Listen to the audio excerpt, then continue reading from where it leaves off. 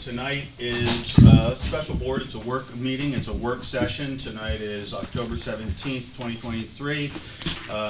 We are here to sit down and just discuss and ask some questions based on the information that we've received in the public hearings, as well as from people who have emailed, called us, and actually talked to us. There is no public comment tonight. This is just a work session with the board, and we'll get into it. But first, I think we have an update and some more information coming from HMFH. So thank you for coming and being here to answer our questions as well as to provide information.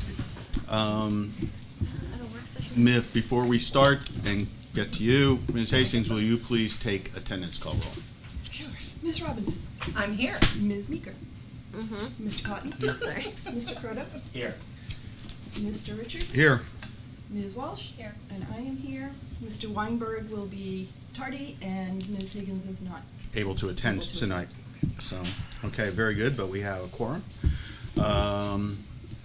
With that, does anyone have anything they need to bring up before we jump into our presentation from HMFH? Superintendent, do you have anything you'd like to say first? No, I don't. Start right in tonight. Then, ladies and gentlemen, it's all yours. Okay, can you guys hear me okay? Mm-hmm. Yes. Okay, so we're going to try to keep it brief because we know this is your work session. We want to give you time to discuss. We are going to go through work in progress, give you some updates on each of the sites, and then go through the site goals and talk about some pros and cons according to those goals, and then talk about next steps. So this is all the work in progress. Most of this we talked to you about last time. We are still dealing with information coming out about water and sewer capacity. So those reports will be finalized soon, and we will get them to you. The traffic study phase 2 is going to happen soon. Those are the traffic counts at the intersections. There was a meeting with the city of Concord, the development review, just to talk about progress on, discussions on sites. That went well this week. We did meet with district athletics just to talk about the fields and what programs were happening on those athletic fields. We have been continuing to develop both of the site options, and we'll show you that now. And then we are looking towards potentially doing some cost estimating, which we could get back to you mid-November is what we think. One of the things we wanted to show you when we looked through the Concord master plan, this is the city master plan, they have what they call the urban growth boundary. And so you can see both of the sites. The urban growth boundary is sort of this jagged outline here highlighted, and both of the sites really fall within that. So, we heard that, Broken Ground really isn't, in an area of development and that it's, on the fringe of the city, but it's actually within the master plan, area that the city talks about for growth. And it's hard to see the key on this, but they are projecting that there is, rapid growth happening in this sort of belt right here. And so that is on the east side. Wait, could you do that again for me? I'm so Yep. sorry. I'm half blind. Is that So, Manchester Street? Right around in this region here. That looks like That's Do you see it? Can we zoom in? 393 corridor. Okay. Yeah. Yeah. That's like, the 393 on the right side. Yeah, of so that. that's the urban Side. growth. They're seeing like a huge amount of growth happening in that zone right there. And I believe it's classified as high density residential in that area. That's the color that's there. And so there was some discussion about housing units that are in process right now with the city, and I don't know if Bobby or Jack, you want to go through sort of your findings here? Yeah, sure. Jack had So I had a discussion with the Deputy City Manager, Matt Walsh, and this sheet that you have in front of you was given to City Council. And you're probably seeing some newspaper articles related to various developments that are happening. He had mentioned to me that you should focus on number 3 and number 4 because they're the ones that are the furthest along in the process, and you might recognize some of those. But even with all this growth, based on the numbers they saw 23 years ago versus today, they're not seeing the impact on the schools that you would have normally seen years ago. And that does seem to coincide with the demographics report we had done in 2019 by Davis Demographics, that Concord was similar to Portland, Maine, and Salt Lake City, Utah, where you are dinks, dual income, no kids. So it's fewer. those days. You also see fewer students coming out of multi unit developments versus single homes. So I think if you look, there is one subdivision off Curtisville Road that's a little bit in number 3. It's the third one up from the bottom. It says 5-lot subdivision, single family. That is one where you may see some activity. But the rest, Yeah, where? number 3, the yellow band Oh. on the sheet. The bottom of the yellow band? Sheets Thanks, right, Brand. Can we make sure Brenda. the sheet goes with this Yeah.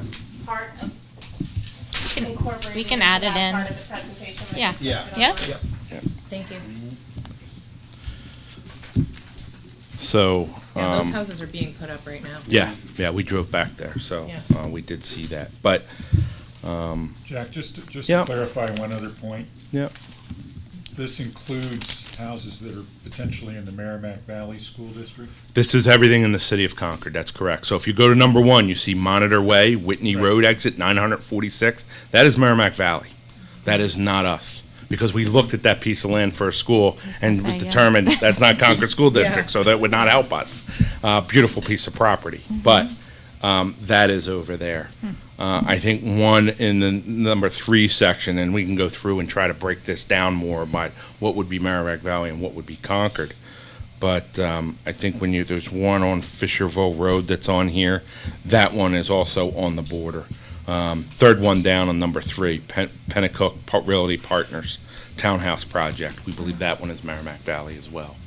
So, but this is all of the city of Concord. They don't parse out by school district. Right, Just, they just to clarify further, the thing you have up right now on the screen, 3,000 units, is that the city of Concord total? Or is- Correct. Okay. That is correct. So those are a summary, they're just the summary of each of these lines, Okay. this is the detail for those. So it'd be helpful if we could figure out what the impact is in the Concord School District as opposed to the city of Concord. Sure. The 946.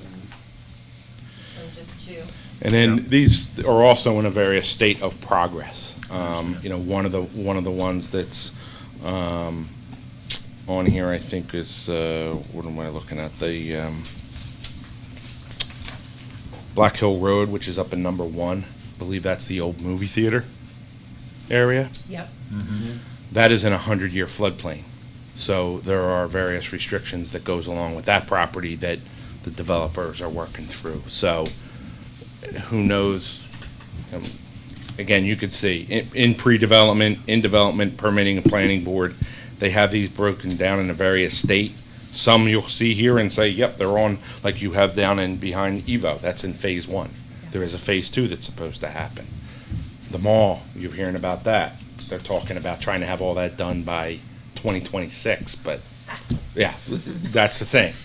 It's all, some of these have a little bit of time, but this is what they had on there, and this is what we had asked for when we did the demographic study, and in a report they had given me as far as what permits were issued back then when we did it. Obviously today it's a little further along than it was then.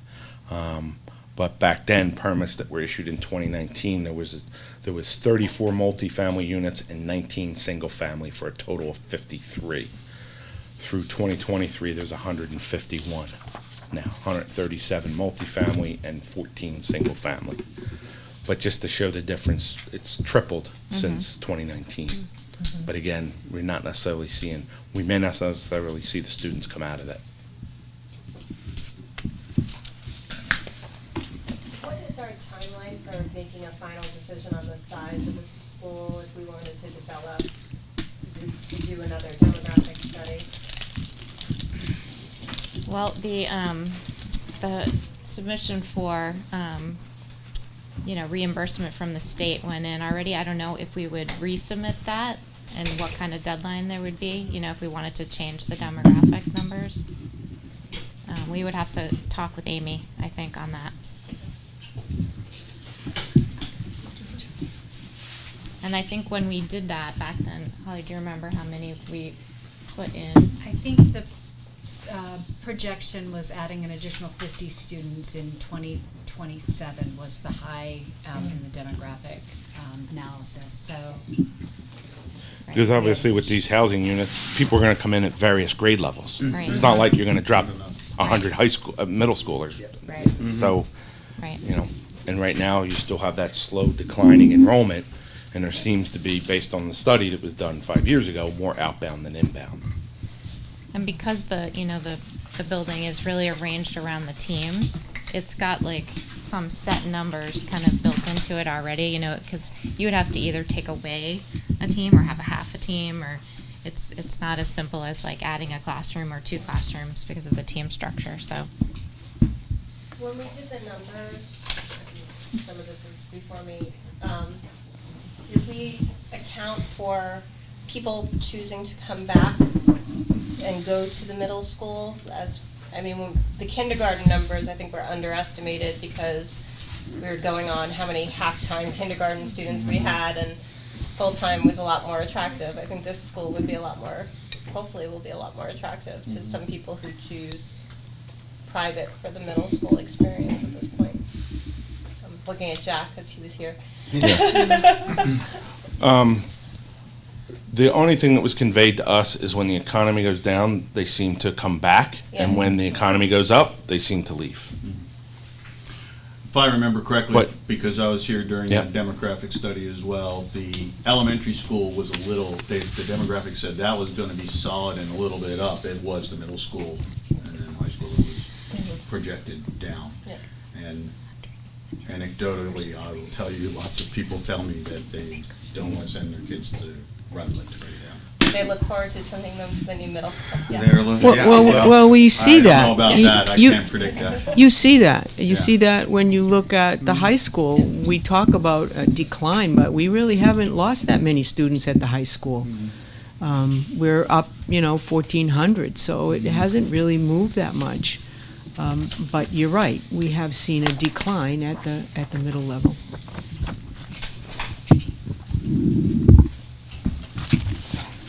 Okay, so we just wanted to put a few more figures on what we were saying at the last meeting where, you have Krista McAuliffe and Abbott Downing, on this side here next to the middle school, and then you have Millbrook and Broken Ground here, and Beaver Meadows kind of almost equidistant. It looks like closer as the crow flies to Broken Ground, but it's pretty equal. So. Oh, I live up there. It's about you? 30 to 40 minutes to go to Runlet and about 20 minutes to go to Broken Ground. So it's closer. at times. Interesting. Well, it's traffic closer because you Got have to it. go straight through the city and Gotcha. all the lights and stuff. So it's probably only like 4 miles or 5, so closer to Broken Ground.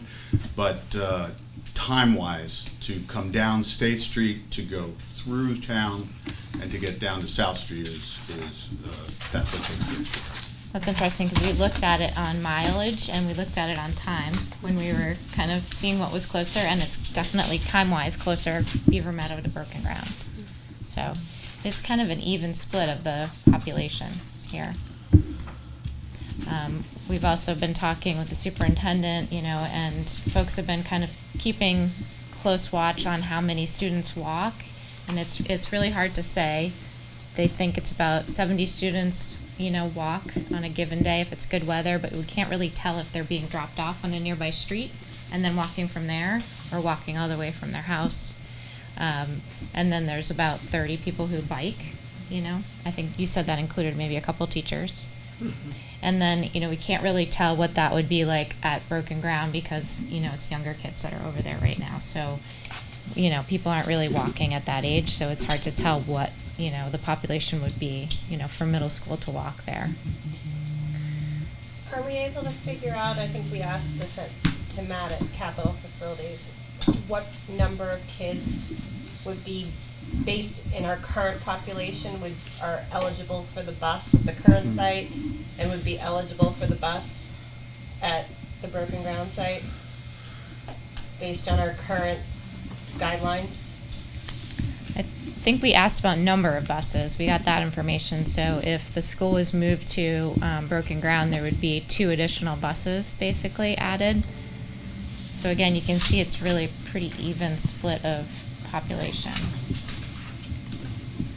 To answer your question, Pam, we don't have that number. I can get that from Terry. I have to get that through the bus company to give you an actual number on every bus that's, the 19 buses that drop off. They might be 77 passenger buses, but as you know, they're not always filled. Yeah. So I'll have those numbers for you. Okay. So then we're just gonna go back into the options, and we've developed them a little bit just so you can understand what it would be like to build on both of the sites. So this is the option that we showed last time, and basically the goal was to bring, oops, sorry, meant to hit my button. There we go, this one. So buses were coming in and out on Cypress, and some investigation will need to be done with that, whether the buses can make the turning radius in that neighborhood. So, this isn't set in stone, but the goal was to keep buses separate from parents picking up and dropping off on this loop here. So you can see the red outline is the existing building, and we are putting the school here. It's about 35 feet off the property line, and it's about 20 feet off of the existing school building here, and about 140 feet off the backside of the property line here. And just as a reminder, this is 60 feet from Abbott Downing to the sidewalk on South Street. Right now we're showing like a road that goes all the way around, so you can get safety, fire and safety around the building, delivery service here in the back. And so we just wanted to show you a little bit about how this would look during construction. So you've got the existing school here, and the roadway is in place for that, and then construction would happen back here. You can see how tight we are, and you can see how close we are to the little houses here on this side. Yep, there's also a little section, so we're cutting through. This is our property line for Runlet down here, and it's about 35 feet to the building. Here's the little house in the neighborhood. The existing Runlet's dashed in back here. You can see that's, mostly 1 story except for the 2-story pop-up here, and then South Street down at this end, just to give you an idea of the massing. And then this is sort of the other side of that view, a little bit turned around from the back here. Just to highlight how close it is during construction, that 20 feet that Tina was talking about earlier. And then this is what the site would look like, again, when we tear down the existing building and you take out that roadway that cuts through the middle of the site. It's pretty nice. It has a nice campus feel to it, right? It's just the construction part of it that's going to be a little bit challenging. Ooh, sorry. That's okay. So these are some of the perspectives you can see up here in the corner. It's taken between the houses looking back at the new school building. Another shot. This is from out in the road looking back. So you see the houses before you see the school in the background. Would construction materials be held on site? Yeah, so we're going to, actually, good question, because that segues into the phasing that this would take, and it's a little bit different from each site. So if you're going to build on this site, there's going to be additional phases to get this accomplished. And you want to jump in on this part? Sure. Bobby put these together, Before Yep. we get to the phases, could you just go back? Yep. And the first one, and just talk about the final. It looks like it infringes a little bit on the Abbott Downing play space, and I'd like to understand how Abbott Downing would be impacted. So their play space is still here. What we did was we took the fields, the same number of fields that's on the site today, and overlaid it as like a campus. So Abbott Downing and the middle school would be one campus? Or Well- would this be, right now, the elementary school is separated with a fence from the middle school. Would there not be a fence there anymore?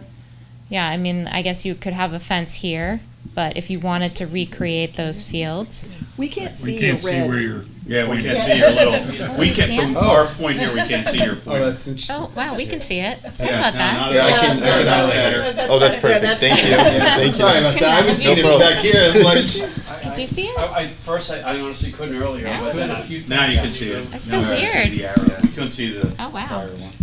Am I the only one that could see it? I know I can see it. Okay. So yeah, I mean, if you wanted to have more of a fenced in play area like they have today for that whole back field, you would just lose a field. You know, we were trying to maximize the number of fields that you get on that zone. Yeah, that's been one of the challenges, is that when you build a new school, you're gonna end up with either less fields, or you're gonna, create a campus in the middle that will allow you to have the same amount of fields. Also, separating the buses from the parents takes up some space. And that was one of the goals, to create a safer circulation on the site. And so by doing that, you also lose a little bit of green space. My question is about, once the new runlet is established, there's still a process of removing the old school. Yep. Do we know how much time that is going to take before the property actually looks like this? Yep. Or, I mean, like, you can't really tell how long one of those projects is going to take, Good but question. a rough estimate. That's the next set of slides. So we can talk through what it's gonna take to actually build this and take Okay. down the old building and a time frame. And again, when you hire the CM eventually, they'll probably have their own take on this, but we're giving you our best guess. Yeah, of course, Yeah. and Yeah. not holding you to anything. Yeah, yeah. Sure. Yeah. We're trying to be conservative with what we're going here, so that when we talk with the CM, again, we will work through it, but we've put these together many times, so we have done this process. For this site, what we would see is July of '25, so this is actually before you technically get approval. You would need to potentially start the geothermal wells, because those will need to be in ground and in place in order for you to have the building online. You'd have to do that first, again, because it's such a tight, constrained site. So this red would act as a construction fence. The contractor would most likely enter here. This also, right away, you would lose a little bit of parking, would be kind of the first impact on the space, and half of your fields. So that would be for 6 months, from July through January of '26. January of '26 would be when you're approved to move forward and go. We believe you could potentially do that early site package, because you won't be fully reimbursed for all your site costs. So by, the risk of going forward is not as much, because you weren't going to be reimbursed for that money anyways. So the next phase would be construction. It would go from January of '26 all the way through August of '28, so it's a 30-month construction schedule. This red fence would now be your new boundary. The contractor would most likely want 2 entrances. You might have their trailers here and contractor parking up here in the north. You would then, for those 30 months, lose this parking as well. So your only parking would be potentially down here and along this spine, which you guys are using now. We're just showing where a contractor would typically do laydown space in the front and back, and then this is just showing the depiction of the footprint of that school. Can I There ask would- a couple of Yep. questions? I'm sorry about that. Go ahead. Yeah, anytime. One, not having any idea about contracting and building, is 30 months a long construction time? And 2, what is laydown space? Sure. So 30 months is, these days, reasonable. We used to build schools in 2 years. With the current climate and the amount of time it's taking to secure materials and have them delivered, we're finding 30 months is a comfortable schedule. So that typically will allow probably a solid 2 to 3 months for you to actually move into your building, have it commissioned, so that when you move into the building and punch list, so when you're actually in the building, it's ready for you to start. Whereas if you do about 2 years and really compact that, you're moving into your building sometimes earlier, and you're still doing punch lists. The contractor's coming in and out at night times, leaving messes for the janitors, and it gets a little messy. So 30 months is a comfortable schedule. Laydown space, when contractors are working When they're bringing in all their steel, they'll have steel trucks with steel deliveries come in, and they'll set the steel in the laydown space. Or when they're having deliveries for all the windows, they'll have, shipping containers that hold the windows, generators, all the different things they need. They need laydown space to put that on the site before they actually move it into the building. Thank you. Yep. So at the same point, the trucks hauling steel, the heavy dump trucks and heavy machinery, how do they get on this site? Do they go through this neighborhood or through that neighborhood? This neighborhood, they probably wouldn't be able to because of the, it's a tight one-way turning radius, so most of them would have to come back through this neighborhood in order to make it on site. We're trying to keep this, in order for the school to function, we are trying to avoid having any disruption to the traffic flow that's already happening there. We will be able to set boundaries and say you can't have any deliveries during a certain time frame. So that's how we control, avoiding those really bad traffic time frames by setting limits with the contractor. So that's construction phase 2. Phase 3, now the school's built. We have the new parking lot. It's slightly modified because you'll see that the remainder of the parking lot needs to be constructed when the school's done. And you have a kind of a truncated drop-off as well. That's all sitting underneath the existing building, which has to get abated and then demoed, right? So it's sort of half-built, your site, stuff, but not quite. So we anticipate about 4 months typically to do a full demo of the building, get everything off-site, and then start to prepare the site. So you would lose, access to some of the fields you were just talking about for the elementary school here. That would need to be taken over. The drop-off would need to be taken over. And this would again be for 4 months. So you'd have to have alternate routes for drop-off actually this is the same drop-off for Abbott Downing, so, yep. Just a question on the destruction. Have you taken into account on that 4 months the abatement of asbestos and those kind of issues? Correct. Okay. Yeah, it's usually the first 1 to 2 months they'll abate the building, and then surprisingly buildings come down really fast these days. I'm always impressed. I mean, but even if it pushed out a couple months after that, we could be more conservative, say 2 more months. It wouldn't matter because we do need to take about a 4 month. Between the next phase, there's probably a 4-month freeze because in order to build fields, you can't be during the winter. So you would start in the spring of 29, and they would work for about a year to do not a year, about 4 to 6 months to do the fields. Once all the fields are done, if they're turf, you can use them right away.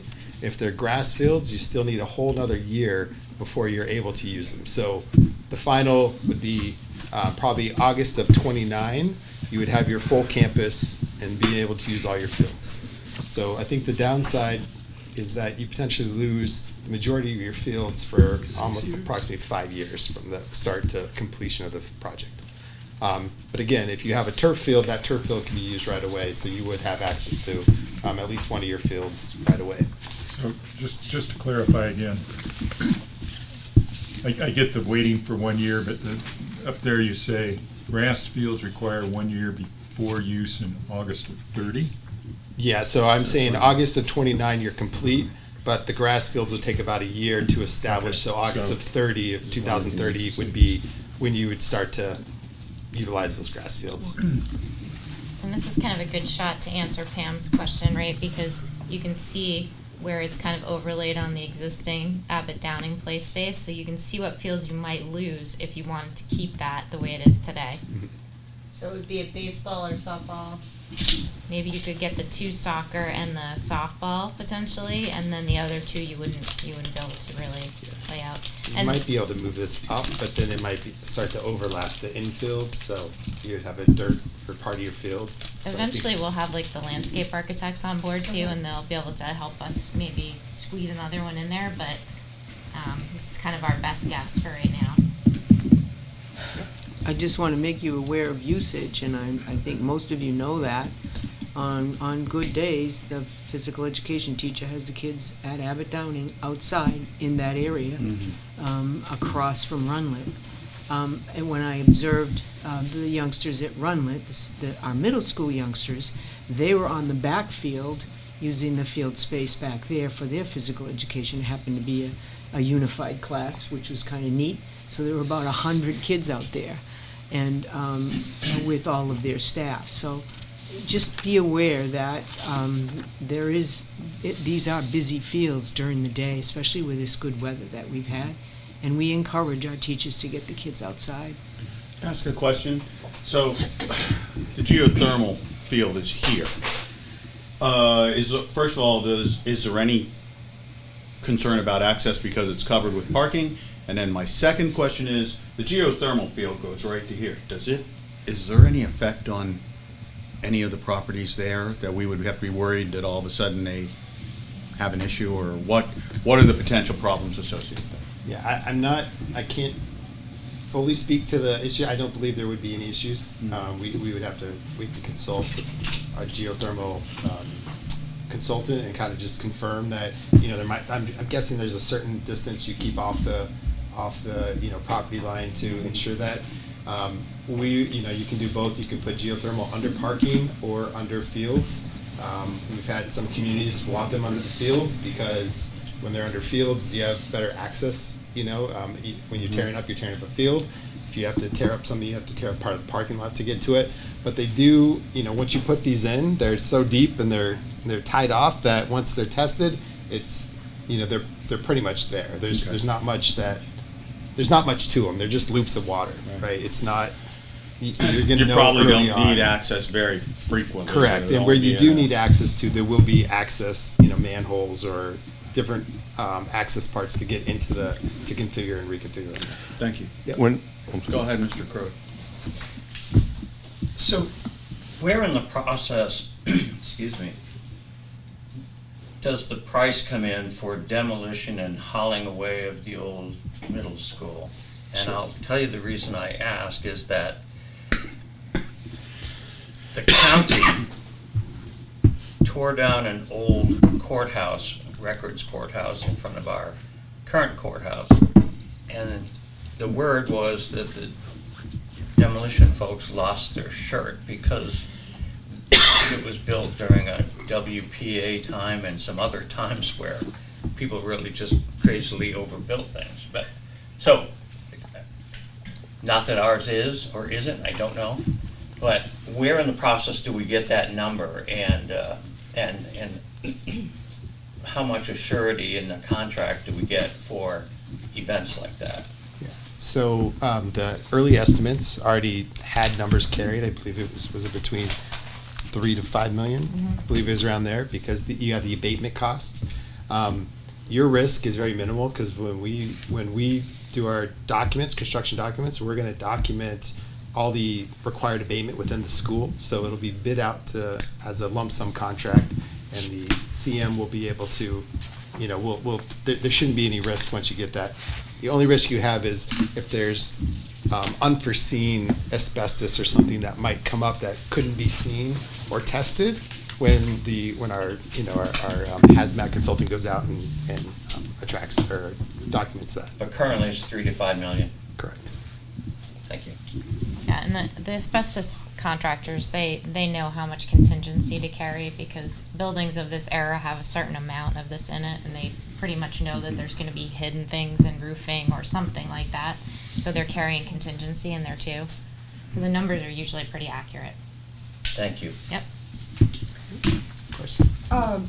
I know at the very beginning of this process, when I joined it, we had considered pods to put somewhere on the Runlet property so that the building could be dismantled and rebuilt using more of that land. Have we ever gone back and looked at that? We have priced them in the past, modulars. Was it like cap 300 to classrooms. 400,000 it was going to be to It get was the staff in? quite a bit of money. Mm-hmm.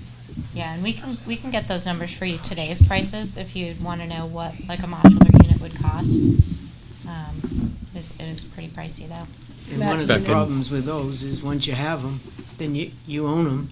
Oh, And you then don't what do you just- do with them? You don't, they're No, not ones No, that you you have sell. to, you have to configure them to the city, to Exactly. the snow load.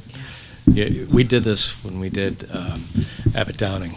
we added 2 modulars, and it was pretty yeah. expensive. And those were 2010 numbers. Yeah, I think they were 266,000 apiece at the Right. time. And you have to And you not couldn't only. lease 'em. Yep. And you then had to outfit them with sprinklers. It was They even have more to meet stringent than code. Massachusetts, if I remember you telling me Right, that. they have to meet code because they're actually permanently installed according to the building code, you know, because they're gonna be there for however long construction goes on, right? So like 2.5 years. So, yeah, they have to meet all of the code. But we can find those numbers out, today's numbers. I haven't priced modulars like recently, so we can find that out. Did you use them, Jay? We did not. You did not. How did you guys in Exeter? You know, Oyster River, how did Oyster we, River, I'm sorry. how did we do this on the same site? Right. So we, it's a long story, but you know, we built on the same location and we had very limited playground space and it was just a really, really tight site. So we were in the old school when the new school was constructed. It was over February break. We moved into the new school. Then the next week, when the kids came back, we started demolition. You know, the demolition phase of it. And when we talk about hazardous materials, that's always really tricky stuff because you never know what was buried on site or these types of things back in construction in the 50s. So that's what we did. So we, you know, the building was constructed. We moved in, and then the old building was demolished. Thank you. I think one of, Just a sidelight, when we did our construction in Hampton, we moved our total grade out of the building.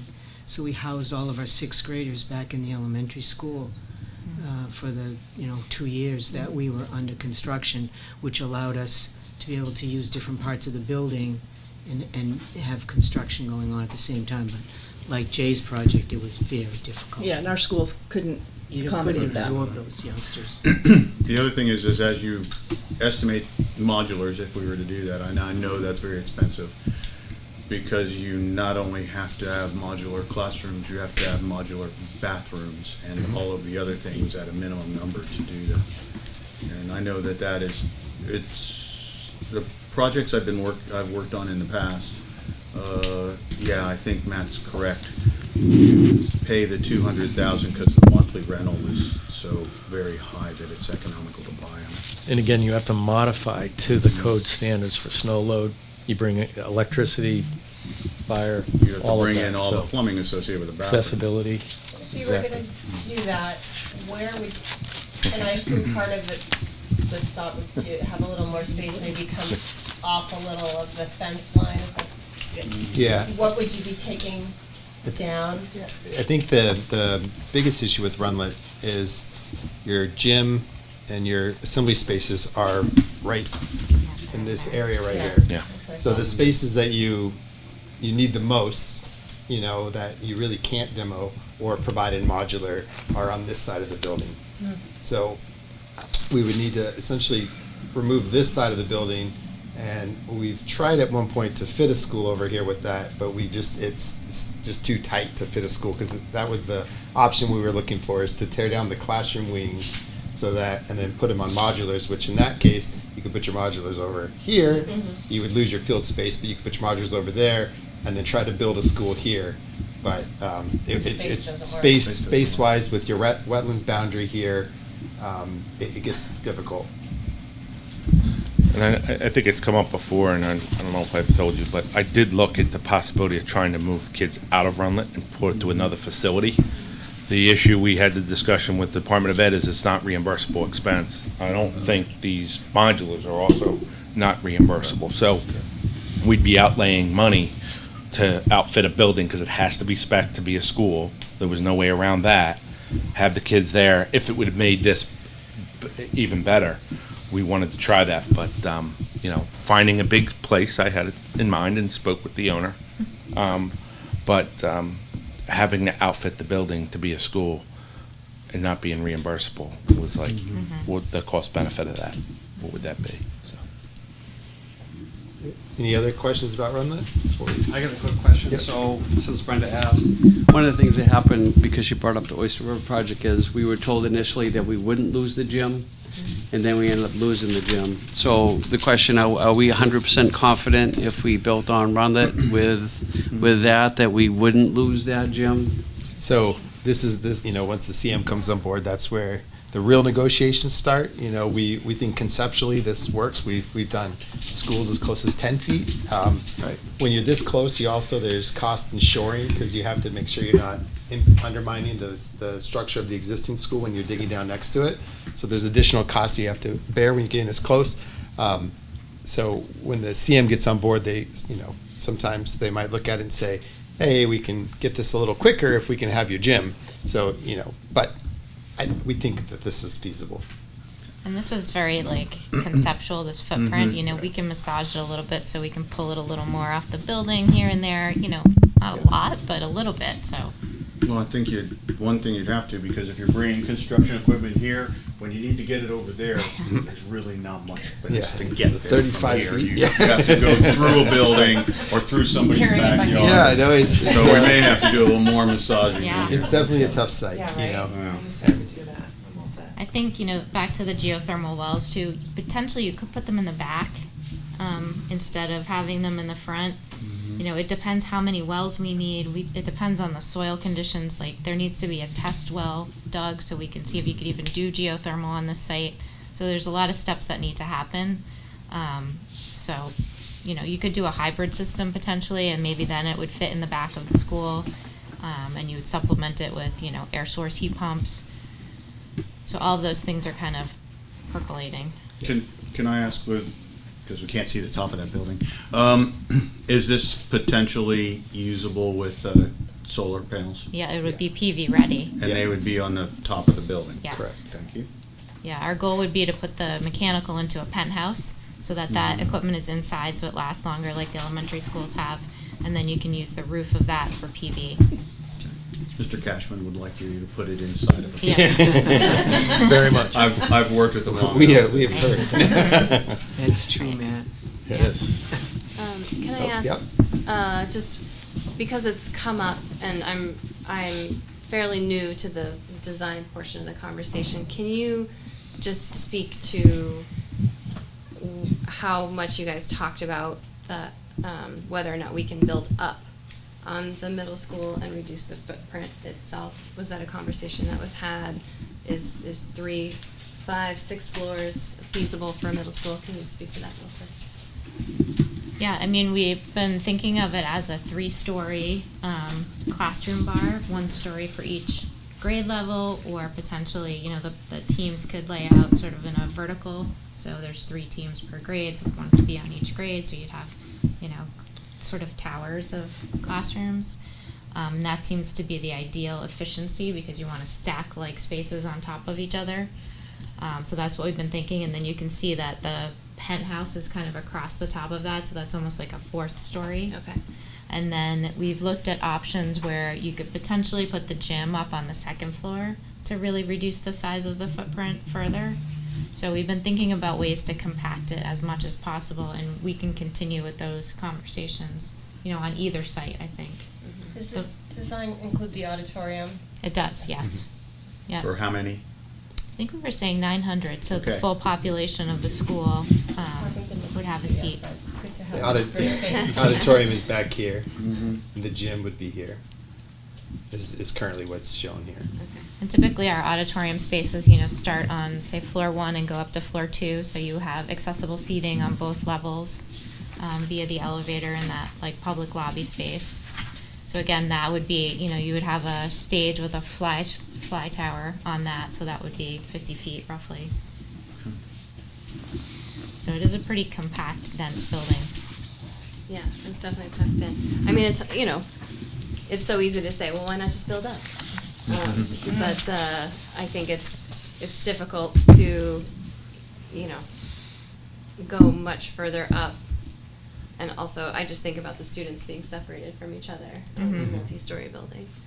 And, part of the reason we're showing the impact is because one of the site goals was, a location that will minimize the impact on its environment.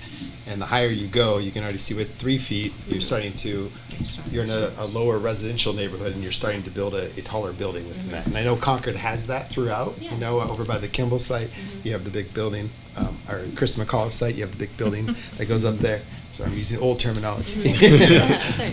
But this is why we tried to show some of these views as well. Okay, thank you. And of course, we can plant that border, you know, there Mhm. could be trees and shrubs, we're not showing it in these sketches, Right, but. I think some of those homeowners do have that already, yeah.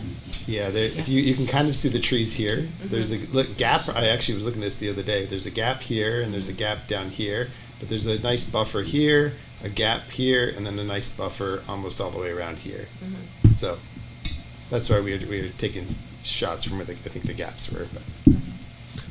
So a general question just about the building, and obviously this will be the same for if it's on broken ground or at the Runlet site. For the universal design, for learning, making sure the school is accessible to all students, how has that, I guess, changed in the past 20 years when you're building new buildings? More elevators in certain areas?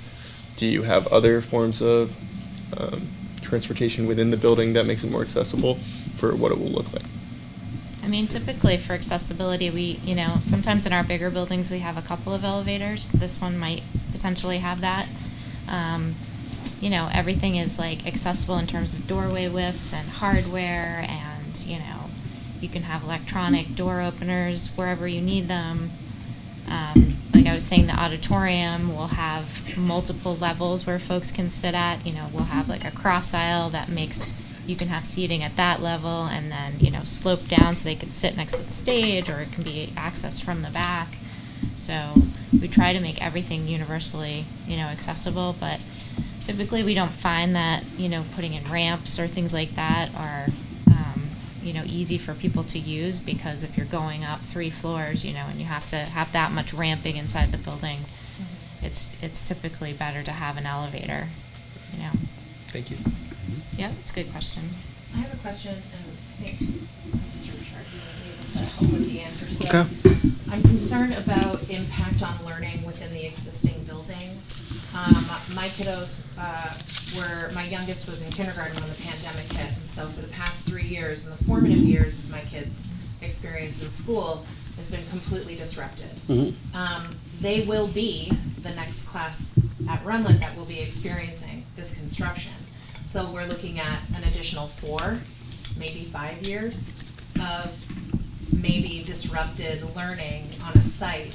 So in your experience with the Oyster River project, did you find that you had to make significant accommodation so that there was no interruption either from ambient noise or from, you know, traffic and construction on the site, especially if kiddos are outside trying to play?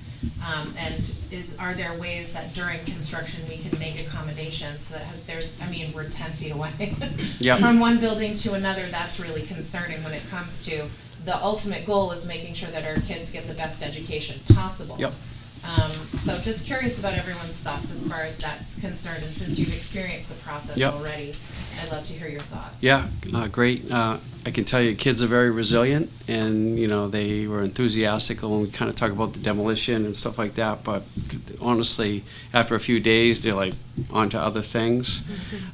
Same thing with construction noise and, you know, that. The kids are kind of fascinated at first, not so much after. Now adults, teaching, that was definitely challenging at times. And it was distracting sometimes for the kids, but the point I want to make is kids are very resilient, and I think the adults were more easily distracted than the students were. But would it have an impact? Yeah, definitely. It definitely does, because there's different kinds of noises and things like that. But I don't want to come across as portraying that it's like impossible, that the kids can't learn when you there's all did construction it, going on. right? Yeah, we did. did. Yeah. So, And it was but a there beautiful was, school. yep. but So at there the was some, end- yeah.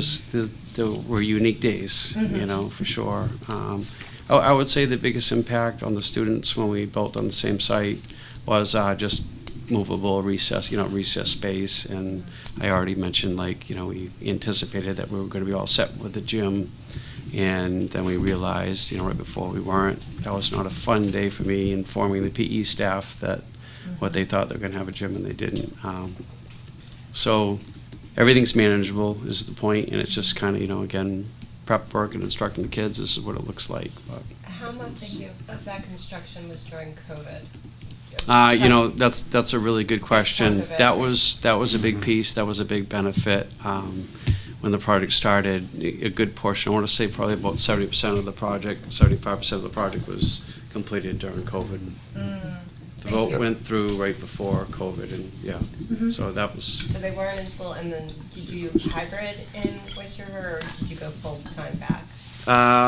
We were hybrid, and then when we kind of fully came back, the truth is, when we moved in that February break, that's when Governor Sununu had kind of got rid of, the mask stuff and things like that. So that was right at that time when we moved in. So good point. We really weren't in the building a lot when the bulk of the construction was going on. Yeah. Thank you, Pam. Yeah, kind of forgot about that. Yeah. Yep, that's true. The only thing I'd like to add to that is the most impact is probably the early site phases when they're doing a lot of clearing. They're pounding the ground to get that so the ground's vibrating because they're trying to compact the soils. Geothermal wells, we just went through this in one of our projects recently. They weren't wells, but they were ground improvements, and they drilled, I think it was 275 piles into the ground.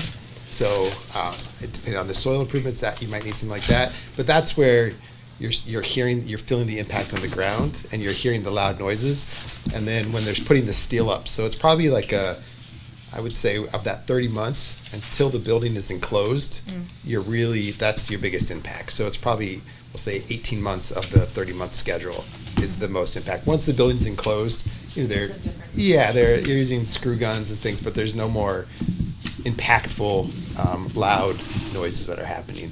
Okay, so a little over a year of I would say ambient and physical disturbance. of major disturbance. Okay. Other than the physicalness of not being able to use fields and having to, create safe egress routes. But, we try to work with our CMs to have very good communication with the school. So if there's going to be a loud activity, they'll coordinate with the school, make sure they're not taking tests or standardized tests or anything that they need to take so that they can avoid some of the loud noises or give heads up to the teachers so they are aware it's going to happen and maybe can alter their plan for the day just to accommodate it. Demolition will be a little noisy too. And then, that's right. I mean, Then you have another there's the 4 front months. end and the back end of the process, That's for true. sure. Yeah. It'll be a whole new class But- then, though. Right, we'll disturb a whole other question. Well, I also think it's important to realize and remember too that we have schools on both sites. Yeah. And Yeah. Yep. kids are gonna be disrupted Both sides. in all of them. Yeah. I mean, there isn't going to be a group of kids that hasn't got some disruption on either side, Absolutely. but they won't have the demolition. Yep. They won't. They may have more distance. And the distance between Abbott Downing and the new middle school in this is how far? Right now, we're estimating around 20 feet. No, between the No, two. between the Oh. two schools. Yeah, if you go The back. elementary school. Between these two Yeah. schools? Let me see if I can. It is, and it's kind of up over Just trying to It's a see if little there's what the dimensions Yeah. are. I don't think we On showed the, that. on the site plan, we have a dimension to the back property line. We could probably estimate it from, There it is. there you go, that's 140 feet, so. So that's 140, we'll say 140, 280, I get 320. What was that, 480 feet maybe? Yeah, 5 to 550, I Almost think. 500, yeah. 500. Thank you. And then I'll ask the same question, obviously, for the other. Sure. For Ms. Brecken. Okay. This was a good conversation because, as we go through the next one, it'll be, a lot of those questions have been answered. So. Okay, so now switching gears, now we're on the other site. We first wanted to show the conservation land that's adjacent to the property, that I just want to make sure everybody understands that's separate from the piece of property at 11 Curtisville Road, right? So there's a whole bunch of trails in that conservation land, separate, well, they connect to this property, but they're separate. And then, basically, if you go to the next slide, you can see the little chunk that we're taking out of that property to potentially put the new school. Again, you could move the school up, down a little bit. This is really a diagram for you all to understand. But the trails that the school would maybe sit on could be reconnected in various ways around the new school so that you would still get access to those trails. Can I ask a question? Yep. This doesn't show over there.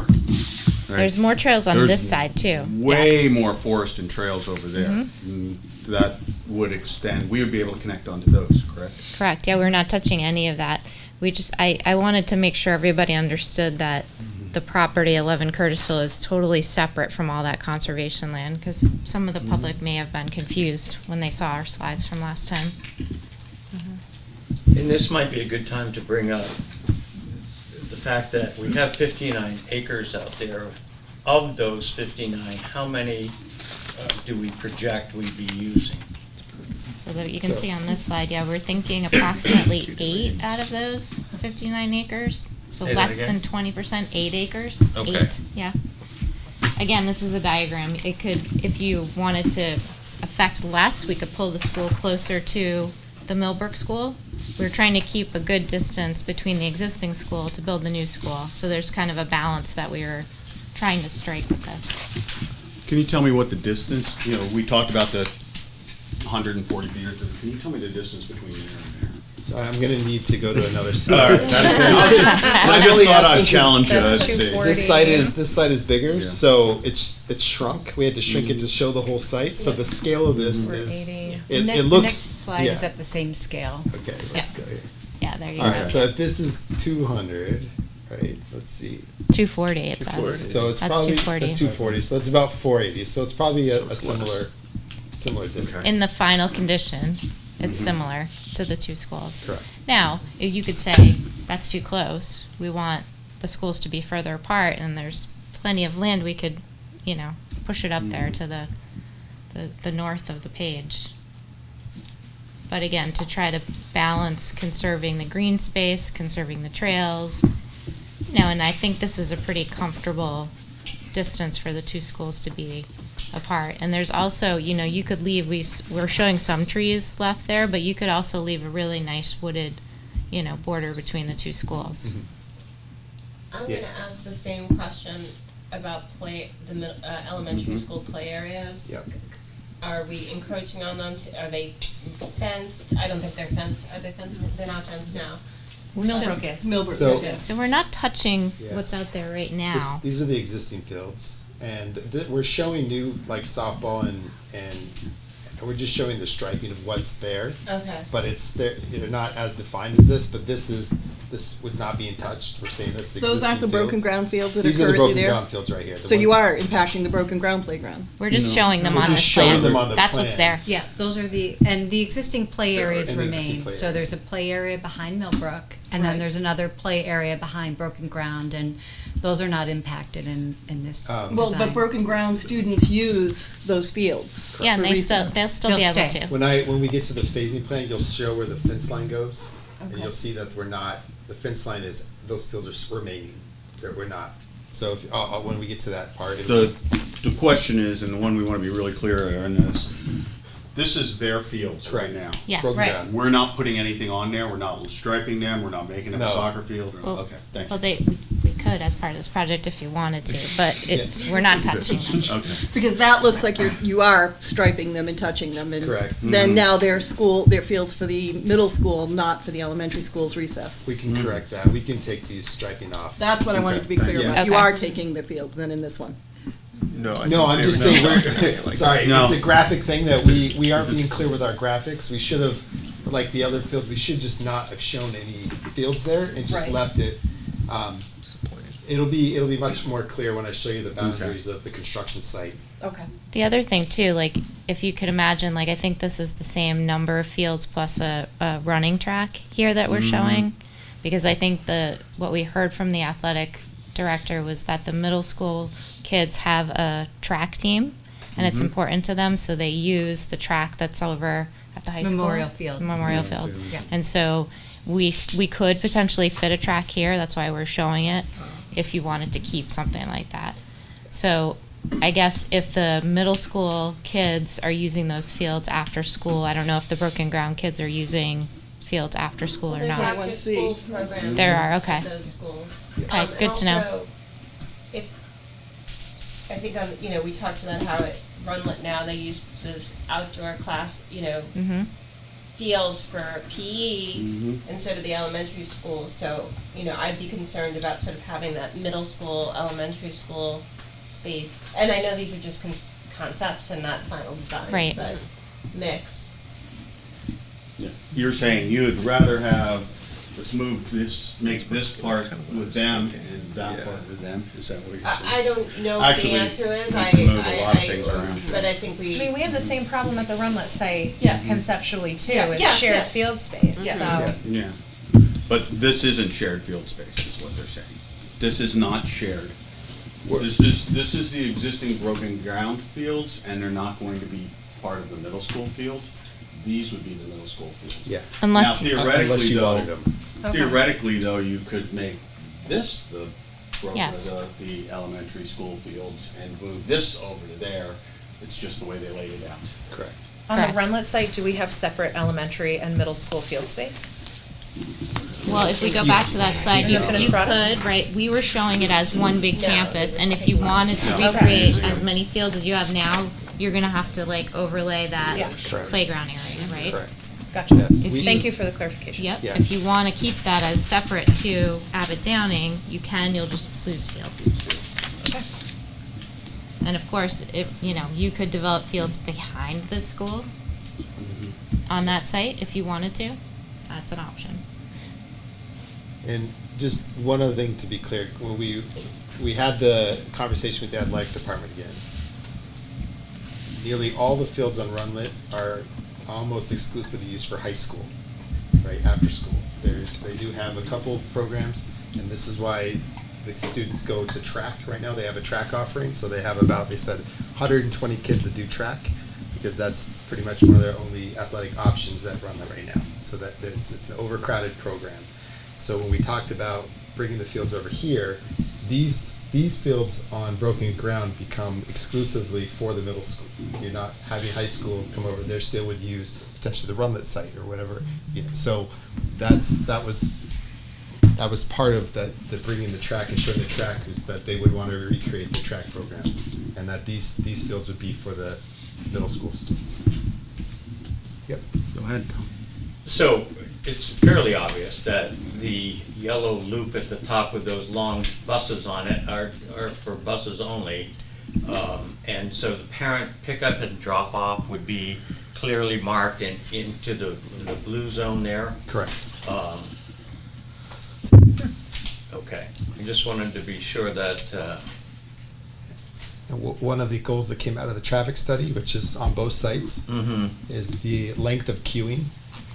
The idea is trying to get all the cars off of the road. right, So right now, that's the problem that was identified here, is that there's, the cars are on the road because there's not enough queuing on site. So the goal of this would be to eliminate the traffic problem by allowing enough cars to queue on site and to enter and exit during that main traffic period. And that's why this is so long. The busing, you only need to fit the 11 buses around the loop, and the students can filter in from there. So it's a little bit smaller and tighter of a loop. And the buses go up South Curtisville because we don't want to add any more traffic to South Curtisville. But with the buses, it's a very strict schedule. You know when they're coming, you know when they're leaving. So it's a little bit more predictable. Just to clarify, the road that goes around back is basically an emergency access? Correct. We wanted to start showing that. We would do this in all of our schools. We weren't showing it before, but we wanted to make sure that people understand that loop roads are for safety and they're fire access roads. They're required to be 20 feet wide. So you would be able to, both schools would have this road that goes all the way around.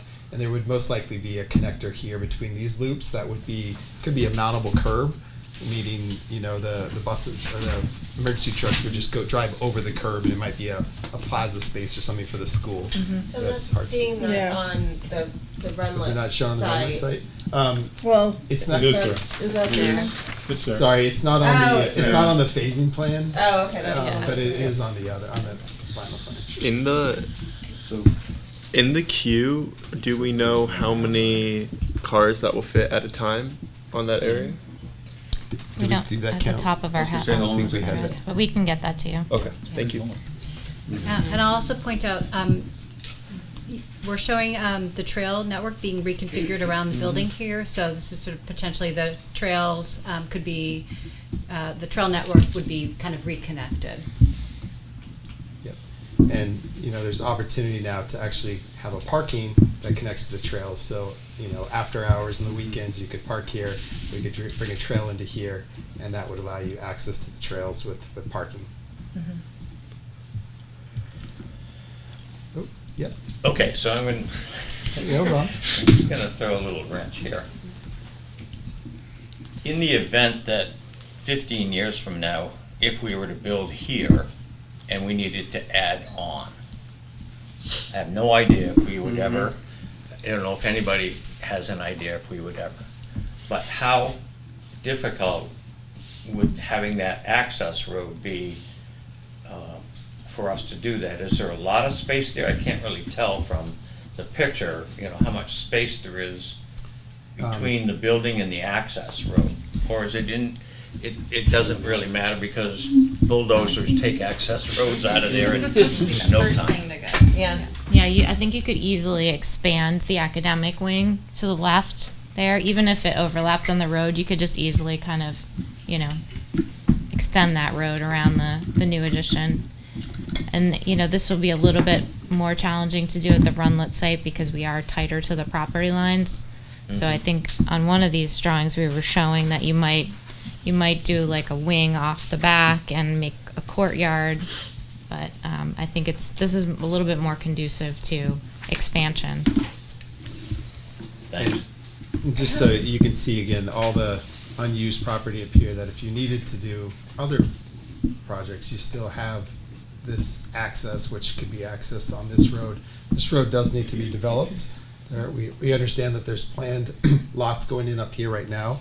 Yeah, they're under construction now. It's our, we're not sure when that would happen, but I would imagine that this road would get developed further once these lots start going in by the city as well. So if we wanted to build a new high school and long after I'm off this board. You have plenty of space. We'd be able to fit a high school on that lot as well. Absolutely. Yeah, absolutely. That's much bigger up there. Have we looked at other communities that have 2 middle schools and 2 high schools for their population sizes? And have we considered Concord's growth and how close are we to needing a second middle school and a second high school? And any of that in the planning? I just said, I believe the demographic study is what showed that. Right. Demographics and NASDAQ are what drove it.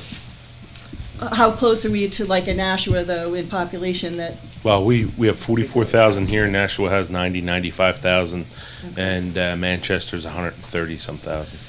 So I look at a community similar to our size would be Derry and Londonderry.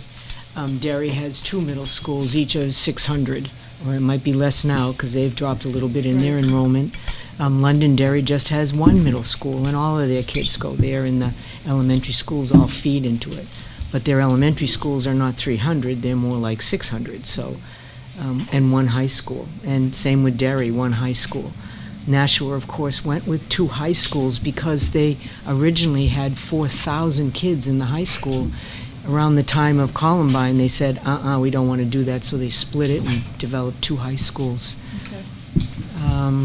There's been a lot of discussion around 2 middle schools early on in this conversation, reducing the size. But as Runlet has shrunk a little bit, we're down to, I think, around 800 now. Now you're talking about 2 middle schools of 400, Yeah, I just hate to build 1 middle school for 900 students, and then 10 years down the road, we've got to expand, and we either can't, or, we really want to, we don't want a middle school with 1,000 kids in it, so we want 2 middle schools, and we just built this, so.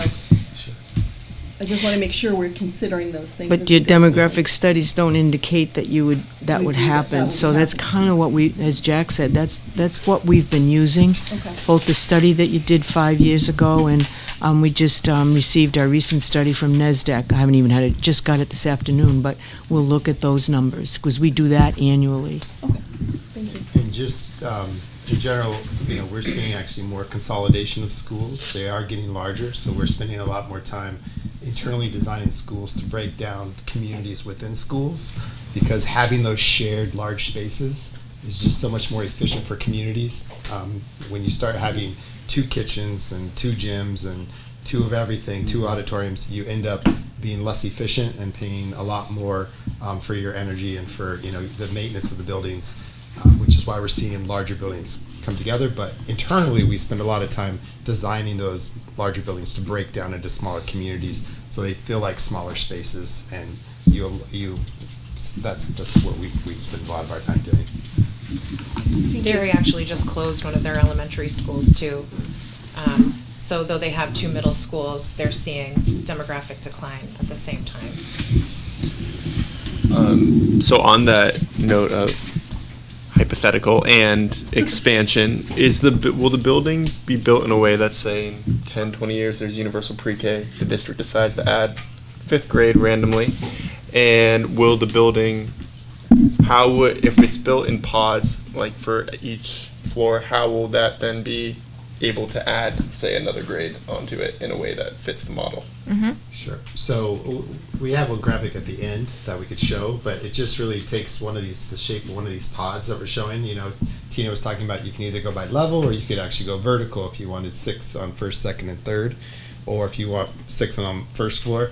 But if you built another pod, you could add to the end of here, and you're just kind of extending down the corridor, which is an easy way to add on.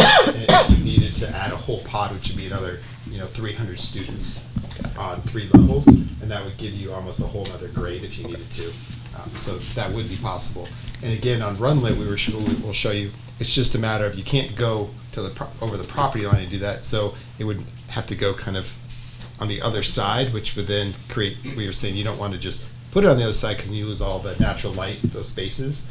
So we'd have to probably separate it almost like its own building, but maybe connect it, with some bridge-like element. We'll show you the graphic for it. It's a little hard to understand that, Sure. but I mean, sometimes what we've done to plan for future expansion is put in like ground improvements. So when you're, getting ready to put the foundations in, you could drill the wraps ahead of time when you're putting the rest of them in, so that that's not so disruptive. If you have to build an addition right next to your school, at least you won't be doing the drilling part of it. So that's something we can talk about, when we get into design. As you talk about that, you guys, you all did this school. Right. Correct. If alternatively we were adding a few or maybe several pre-K classrooms onto each of those elementary schools, is that feasible? So I'm not moving 5th grade into the middle school, I'm expanding our elementary. Sure. And Sorry, John. There's always ways. There's always ways to add. We would look at both buildings at that, and decide, is it more feasible to add, grades over here, because these are the early elementary. But he's saying pre-K. But I'm saying you can move the second graders into the other. So I think it would be more of a kind of replanning. Yeah, we're happy to look at that. That would be, in this design with this, it would still be feasible. Oh, sure, yeah. We'd have penthouses on Krista McAuliffe next to Master Town. Yeah, that would be good. Yeah, and that is, And yeah, the smaller the No site, place to the go. more challenging it is. No place to go. All right. So the next, we just wanted to show, a rendering again of the impact on the neighborhood with a 3-story building coming in here. Again, this is lined with forest out here, and you're at the end of a cul-de-sac. So the closest part of the building, or part of the project, is more of the parking here. And again, for safety, you would probably connect this in as a, do not enter, but some kind of. You probably have a gate across it, but if, safety officials needed to get in for some terrible event, that would be a way. And what is the distance between the end of the cul-de-sac and? We've 240 to the building. No, to the parking. To the parking, if I divide that in half, that's 120. Okay. So it's probably about 80 to 100 feet. And again, there's trees in there And that then would be there's a saved. whole tree of buffer trees. There's no houses. Yeah, there's no houses there. And But they're on the side. We're on closest the houses side, are so now here. that's another. This is your closest house right here, and then That's you can see another the 100 feet. the tree buffer that you would still maintain. So just looking at phasing on this site, again, with a 30-month construction schedule, the advantage you have, you could do you would start with the site clearing, to ensure you have the space to work. Simultaneously, you could do your geothermal wells while you're starting your school because you have your laydown space in multiple areas and you have your contractor parking. That would be more feasible for the site. Potentially, if you wanted to make a tighter site, you could potentially do your fields later in a different phase, but we wanted to show that the simultaneous aspect of the site would allow you to do everything within the 30 months. So year 2 of phase 1, you have your parking over your geothermal wells now. You could start building your fields. This would allow the fields to be ready, the grass fields to be ready again when school opens. You still maintain, again, your laydown space on both sides here and your new school. And then ultimately you're completed year 3, January 28th through August of 28. You have your new loops, the bus loops, new fields. You can see that on this one, I was showing not touching these fields. You have your construction fence here. So these are your existing fields and your existing play area that we would maintain for the school throughout the project. Again, there would be impact because you are building a school. It's about the same distance from this part of the school here. We would have a big tree buffer that we're looking at maintaining, which would help with not, you still have sound impact, but visual impact would be less. Sorry, was there a question? Yeah, I know that lots of folks that I've heard from are concerned about the impact on the environment for building on this site. And it looks like it would be significant tree cover taken away. And this is more of a question for sort of like curriculum considerations. And if we do have middle school kiddos surrounded by forest, I would like to think that that environment would ultimately be integrated into the curriculum during what I would argue is a difficult time in any young person's education life. Middle school is a tough part of your education. I think access to open spaces and wooded spaces so easily accessible could be a really great advantage for those kiddos, as well as building out future environmentalists with core memories tied to their surrounding forested land. At the same time, you're still removing a lot of trees. Could it be possible that we consider over the course of 5, 10, 15 years, incorporating into curriculum students learning about the tree cover that has been removed, what native species were taken away, and then the kiddos deciding a plan as part of their curriculum which native species they want to reintroduce in different spaces and make replanting trees part of the lesson plan, so that we're creating a dialogue of, yes, we took something away, but good stewardship is putting it back in a mindful way as well. So that's something that I've been considering when we think about environmental impact. How are we, as a community, raising learners and future community members that share a stewardship responsibility with the rest of the community? So it's a part of the conversation I wanted to introduce. You take it away, you got to give it back in like quality ways. Not sure if we have thoughts about that from a curriculum standpoint, or if there is no comment to that. Well, Just throwing it out there. It's been a topic since the beginning in 2017. That was clearly one of the recommendations from the focus groups, that they have opportunities to explore their environment and have the outdoor environment be a part of their learning. So how that will look, I can't tell you that the curriculum is written, and Of course not, right, but it's plausible. You understand that, but it's absolutely possible, and we've learned how important that aspect of middle school, the developmental age of middle schoolers is, and how outdoor education is important to them. I think Jay having just left that, would say the same thing. I would say our ELA teachers and our science teachers, they're going outside right now doing reading and writing. I think our science teachers are enthusiastic about also going outside when you see at the Runlet site where the wetlands is and stuff like that. I see science teachers going out there, so I have no doubt they would embrace the opportunity to use what's out there. And Lastly, just real quick, I mean, I think, teachers and teaching our students about sustainability, solar, all those types of things is really, really important in regards to, making this a green school and having the kids heavily involved in it, whether it's at Runlet or here. That's really important. I agree. My 10-year-old was on the trails today as part of her science lesson. They were learning about local ecology. So there already is an educational opportunity being taken advantage of, and I can imagine middle school students being given the same opportunity. Just to sort of like stand on my soapbox for another moment. No, sorry. No worries. Just so that folks can hear me. I had an opportunity to visit the Plainfield School in Plainfield, New Hampshire, and I've told a couple of you about this. I was meeting their curriculum developer. They are situated on a property very similar to this, but they are a K through 8 school because they're a smaller community. When you drive up, it's very clear that the design of the school was made to integrate into the natural landscape. There's significant garden spaces that the students help to maintain. And when I was there, my colleague said, I'm sorry you can't see any of the students buzzing around the school today. They're all in the woods. It's hiking day. So that feels like, I thought to myself, I want that for my kids. I want hiking day to be something that they do once a week.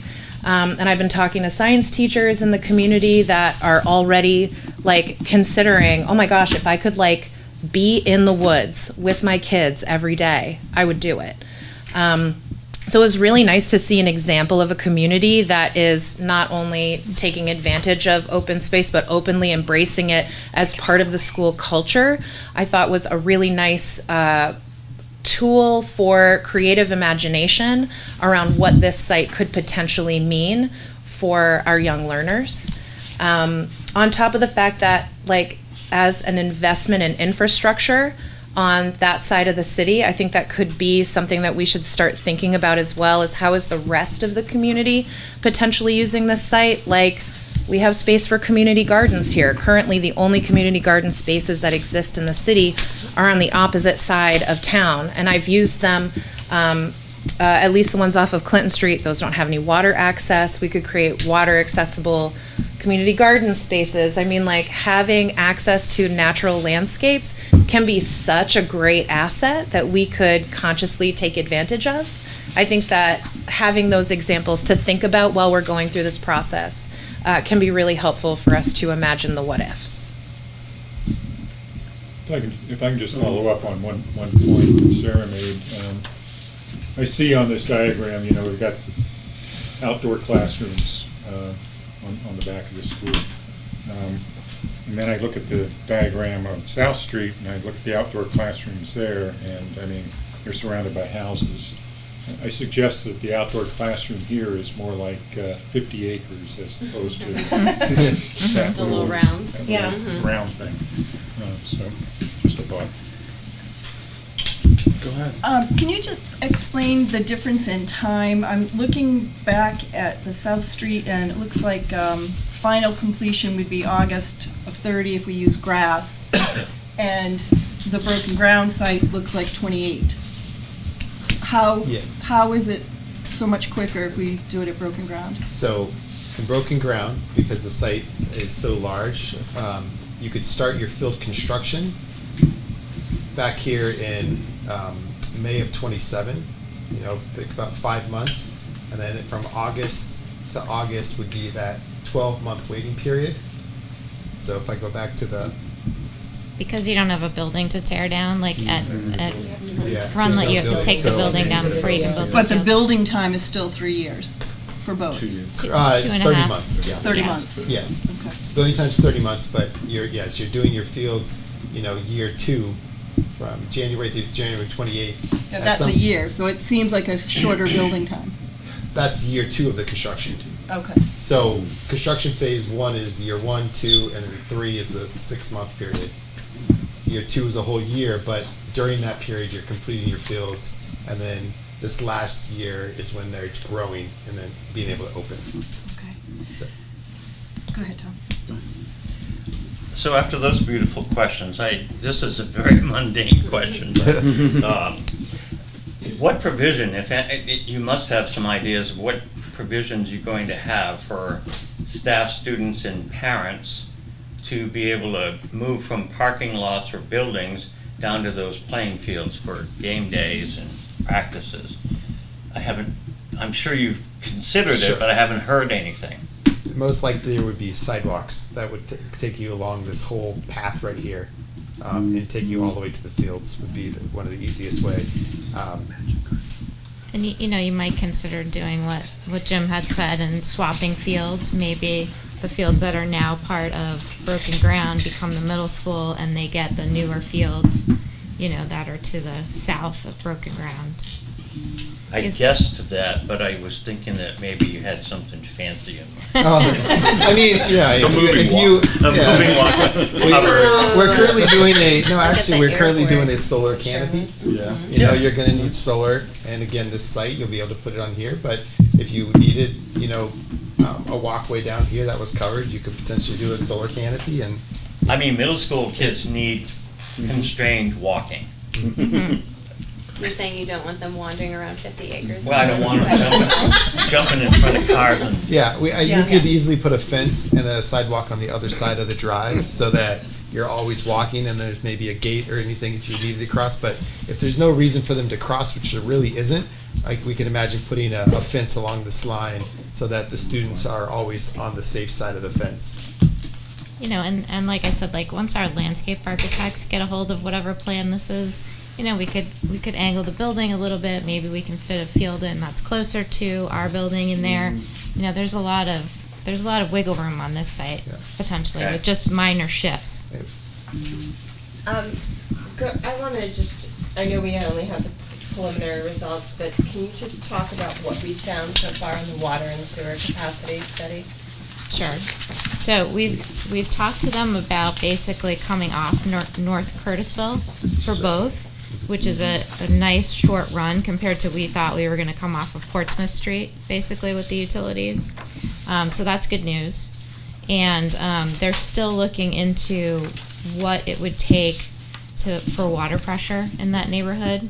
There's a study that was done with the city potentially needing upgrades to that neighborhood. And so whether that's city cost, or they would try to share that cost with this project, we aren't sure. But it is sort of percolating in the city. And do we have an idea when we might have an answer to that question? We're hoping soon. Yeah, by the end because- of this week, they're waiting for comments back from the city on their final memos. Okay. So I think they're hoping by the end of this week, and then we can help get those reports out. And we did hear that there may be some upgrades needed to pumping station for the sewer, but that we didn't think was going to be a huge cost. Yeah, and the pumping station, it was just replacement of pumps, and it was basically the pumping station over here is getting close to its end of life, so that's something the city would have to replace anyways. But as with this project coming online, the question will always be, how that works between the city and the school district. It's all the same wallet. All the same wallet. And to be clear, this is the neighborhood that they were talking about that would need the pump booster station potentially. It's all So- basically And that's connected regardless of together. whether we're here or not, right? There's a booster station possibly required. Mhm. Yes, they're talking about their 2040 master plan of the city that they're kind of looking at guidelines, and there's growth that's happening and things, so there's significant infrastructure throughout the whole city, even on the other side, that would be impacted with their 2040 study. So it's not exclusive to this neighborhood, it's just if the school project goes forward, working with the city to make sure that everything happens at the right time is really what's gonna have to be coordinated. And we did ask that question about Runlet, if this is something that's planned citywide for this 2040 plan, are we gonna have to upgrade things in that neighborhood? And the answer was probably yes, so they were gonna go back and talk to folks, get back to us. Go ahead, John. I know we're getting a little later, but for going back to Miss Robinson's point about the trees, and I'm not a renewable energy expert, and obviously people differ between removing trees in order to have renewable energy development. In that cost benefit analysis, looking at the tree coverage that is gone, but with a net zero school, is there like data that you can see of the total net benefit or total net loss? That's interesting. The carbon analysis. Yeah. Right. Yeah, that is, you know, we're starting to do some of that work. There's not right now, there's not a website you go to and plug in all information, because it's very tricky, because you're dealing with embodied carbon and new carbon. So understand the embodied carbon of what you're saving and what you're taking away versus the new carbon. So it's very tricky, and our firm is working. We have some, I'm not the expert on that in our firm, but we have a couple people that have on the last project I was on, we calculated the carbon impact on a new building and a renovated building we did on the same campus. So that we can look into that, and that's part of what we will take into account. I mean, there may be ways to use some of the wood that comes down in the new school, you know, if you built here. There are companies now that Could they be will nice. come and they will take all the wood away, and then they'll store it for you, and they'll mill it for you, and then you can use it for, you know, there's always a premium to all this, of course, but there are ways to kind of make that happen. Thank you. When are you planning to do the stage 2 traffic counts? You have dates on that? Yeah. It'll be later this month or early November. So we want to do it before the holidays and before the weather, you know, changes. And we'll do it at Both Both sites. At both sites. and the arrival times of both sites and the proposed. Yeah, so Departure. VHB, the traffic consultant, met with the city and they had a scoping meeting. So they set up very specific requirements about the time of the study and the intersections that are going to be included. So I think that report has been posted. No, the scoping report I don't think has been posted yet. But they're going to study a window from 7 a.m. till 6 p.m. And they're going to be studying, I think, about 6 intersections around each school. Can we make sure that posted scoping report gets posted?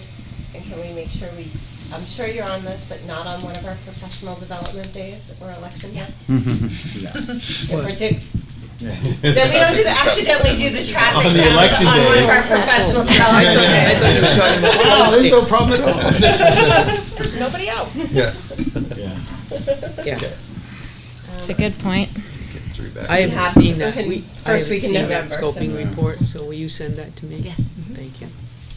Yeah, I think it just happened. It just so- happened, Yeah, some of we these just things got that the I haven't even scoping. seen I yet. appreciate Yeah. it, but I think Yeah. people Yeah. are very interested in knowing No, we've what been we'll be putting looking things at up. exactly with the traffic Right. As study. soon as they're reviewed by everyone, we're trying to get it up, but, you know, people have to see it first, so we Yeah. have questions and.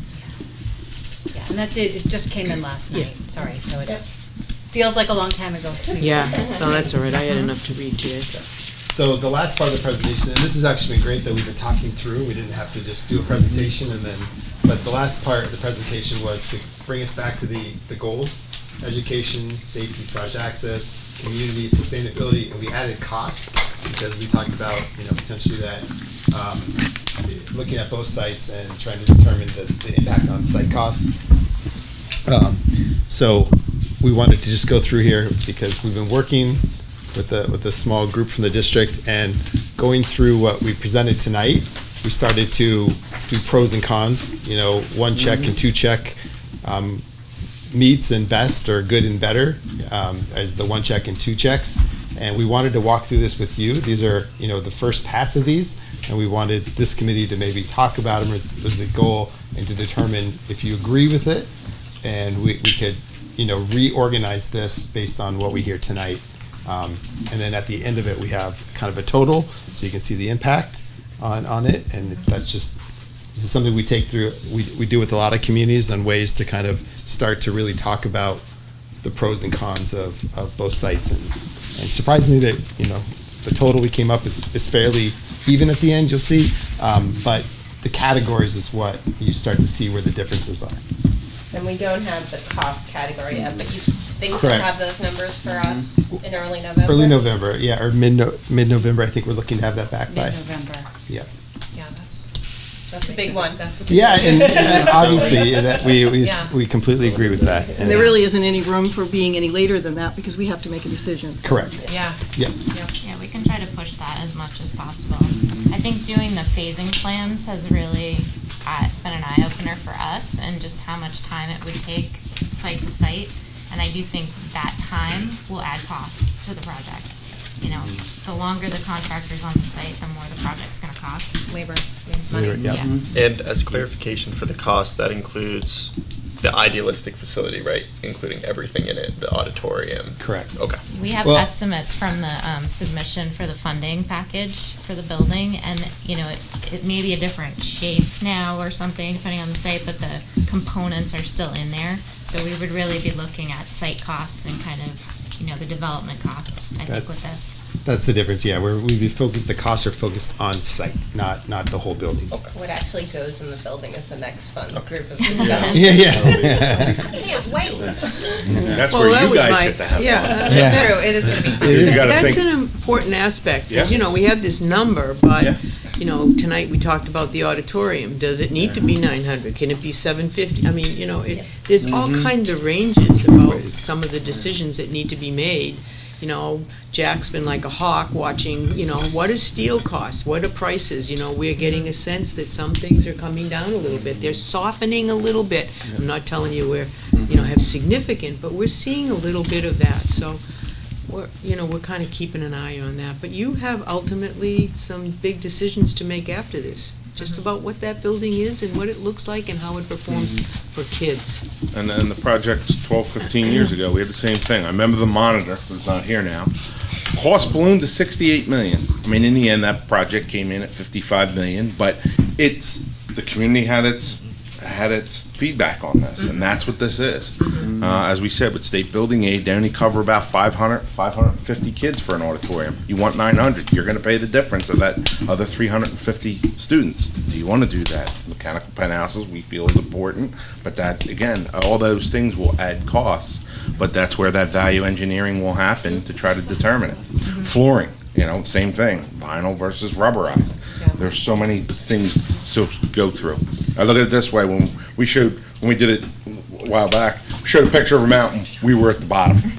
That's where you're at. It's really where you're at, but this is a big decision because we can't go any further until you determine where you want it to go. And I'll just two other comments, I know it's getting late. One is the geothermal wells, we had seen that when we went to Nebraska and saw the school there. And right in their playfields is where they had the wells, because they were all buried in the ground. So, you know, that's a nice feature. The other piece is we talk about the field space that's used behind Abbott Downing.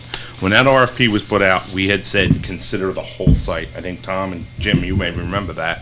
We had said, look at it as an entire site and be creative. Because one of the things that we was hearing in those education scoping was that middle road was not safe. Be creative and how could we do it? So that is why those fields have been absorbed, going back to 2017. So. When we wanted to be creative, though, we didn't want to take anything from Abbott Downing, because elementary kids. Well, it's still field space. They need Yeah. their Yeah. space too. Sure. Yes, agreed. So quickly, you know, we can go through these, and again, each item, we can explain why the one or two checks and have a discussion, and then if you agree, we can move on to the next. If you want to, or if you want to just digest this, fill this out, think about it yourselves, that's fine too, and give us feedback. Accommodate a 21st century learning facility. Both sites can accommodate a 21st century learning facility. Before you get into that, Yeah. it's 7:12. Do we want to have a discussion on each of these points, or do you want to take it home? And then it's obvious none of us had a say or has an opportunity to really say very much. We've got individual questions, so I'm thinking we're gonna need another one of these meetings. What is the board thinking about this evening? Go ahead. Can I request that if we're going to, I think we do need another session like this, but I think it needs to include cost estimates. I think Okay. we're doing, it's a bit dishonest for us to assume we're comparing apples to apples.